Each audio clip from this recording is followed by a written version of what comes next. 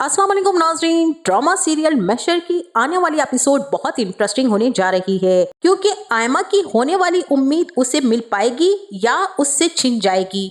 और क्या पारस समीर के प्रपोजल को कबूल करने के बाद उससे शादी के लिए मान जाएगी या कि नहीं, ये बताएंगे हम आपको आज की इस वीडियो में। तो अगर आपने हमारा चैनल अभी तक सब्सक्राइब नहीं किया है तो बहुत शुक्रिया के साथ पहले चैनल को सब्सक्राइब कर दीजिए। जैसा कि समीर का प्रपोजल पारस के कबूल करने के बाद से अब्दुर्रहमान अपनी किस्मत पर अफसुर्दा है कि जिस चीज की ख्वाहिश हो उसे वो मयसर नहीं होती और जिसकी ख्वाहिश नहीं वो जबरदस्ती मुसल्लत हो जाती है।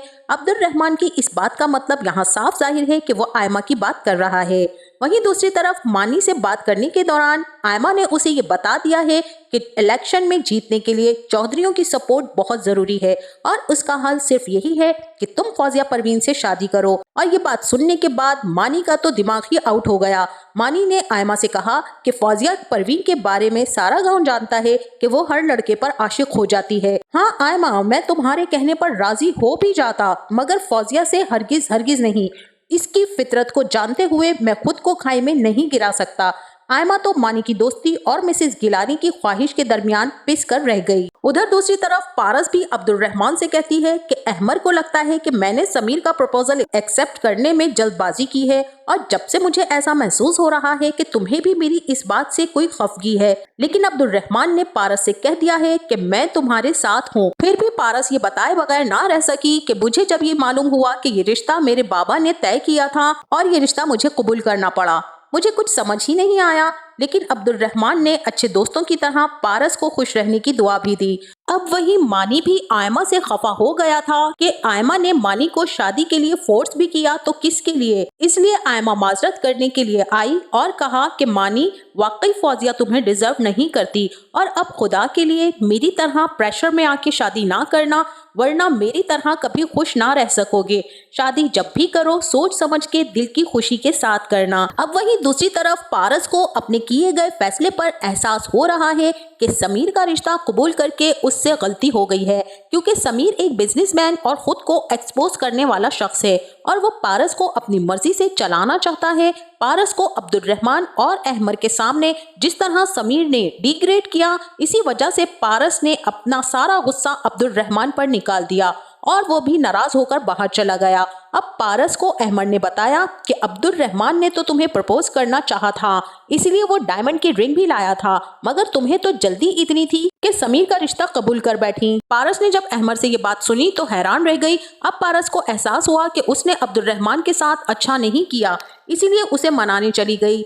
अब अहमर और अब्दुर्रहमान के साथ जब पारस वापस आएगी तब समीर पारस को एक बार फिर डिच करेगा कि बाहर लड़कों के साथ लड़कियों का घूमना फिरना कोई अच्छी बात नहीं है और ये हमारी वैल्यूज नहीं है। और प्लीज अब ये सारे ड्रामे बंद करो और ये अपना बचपना भी खत्म करो, क्योंकि अब तुम टीन एज नहीं हो। इस तरह अकेले बाहर घूमना फिरना, वो भी दो नौजवानों के साथ, हमारी तहजीब व तमद्दुन के खिलाफ है। समीर सारी दुनिया घूमने के बावजूद पारस से इतने कंजर्वेटिव एटीट्यूड में बात करेगा, ये सब देखकर अहमर को तो बहुत ही गुस्सा आएगा। अब वही आयमा का भी जी भारी होने लगा और सुगरा बीबी ने भी अपने तजुर्बे से भांप लिया कि अब आयमा उम्मीद से है और अल्लाह अनकरीब उसे बहुत बड़ी खुशखबरी से नवाजने वाला है।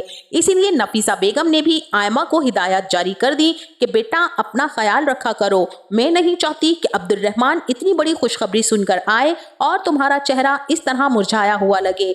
मैं तो ये चाहती हूँ कि जब वो आए तो तुमको बिल्कुल इस तरह से देखे जैसे गुलाब खिला हुआ हो। तब आयमा कहेगी अगर वो 11 माह में भी ना आया तो फिर क्या होगा। तब आयमा की माँ कहेंगी कि ऐसी बातें ना करो और अल्लाह से अच्छी उम्मीद रखो।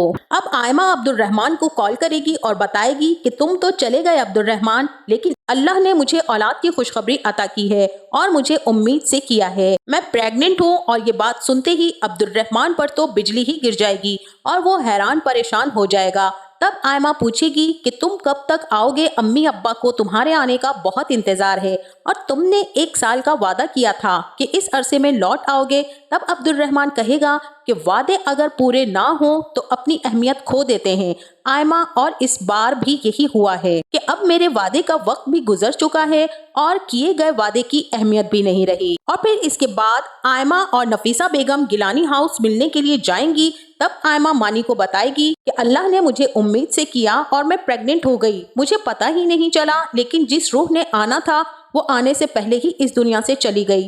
तब मानी कहेगा कि अब्दुर्रहमान को बताया तुमने इस हादसे के बारे में? तब आयमा कहेगी कि अब्दुर्रहमान को पता चल भी जाता तो क्या होता, कौन सा उसने फिक्रमंद होना था। तब मानी कहेगा कि वो शौहर है तुम्हारा, उसका हक बनता है, अब वो दूर है तुमसे, इसलिए तुम और तुमसे वाबस्ता हर चीज साफ नजर आ रही है उसे। तब आयमा कहेगी कि कभी कभी फासले इतने बढ़ जाते हैं कि दो लोगों के दरमियान मौजूद मंजिल गर्दे राह में गुम हो जाती है। मेरे और अब्दुर्रहमान के साथ भी यही हुआ है। और वहीं अब पारस भी अब्दुर्रहमान के पास उसका एक आया हुआ पार्सल लेकर आएगी, और जब अब्दुर्रहमान वो पार्सल खोलेगा तब पारस कहेगी कि लगता है तुम्हारी किसी गर्लफ्रेंड ने भेजा है। अब्दुर्रहमान कहेगा कि मेरी कोई गर्लफ्रेंड नहीं है, और पारस भी हैरत से कहेगी कि क्या कोई गर्लफ्रेंड नहीं है तो मैं क्या हूँ। अब्दुर्रहमान पारस से कहेगा कि एक तो ये बात समझ नहीं आती कि लोग दोस्ती के दरमियान ये जेंडर कहाँ से ले आते हैं। मैं और तुम एक अच्छे दोस्त हैं और मेरे और तुम्हारे दरमियान बस यही काफी है।